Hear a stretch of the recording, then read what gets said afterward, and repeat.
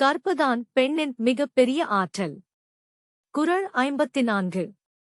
பெண்ணின் பெருந்தக்க யாவுள கற்பென்னும் திண்மையுண் டாகப் பெறின். தமிழ் பொருள்: பெண்ணுக்கு மிகச் சிறந்த குணம் கற்பு என்ற உறுதியான ஒழுக்கம். எளிய விளக்கம்: ஒரு பெண்ணின் உண்மையான வலிமை அவளின் நல்ல ஒழுக்கமும் நேர்மையும்.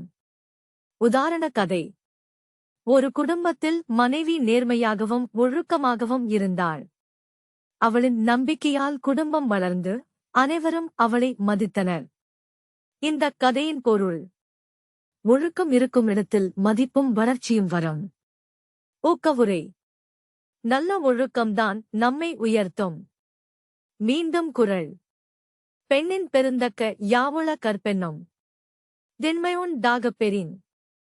தமிழ் பொருள்: பெண்ணின் மிகப்பெரிய சிறப்பு கற்பு என்ற உறுதி. இந்த குறளை முழுமையாக புரிந்து கொள்ள விளக்கத்தில் உள்ள இணைப்பை பார்க்கவும். நன்றி. Please subscribe.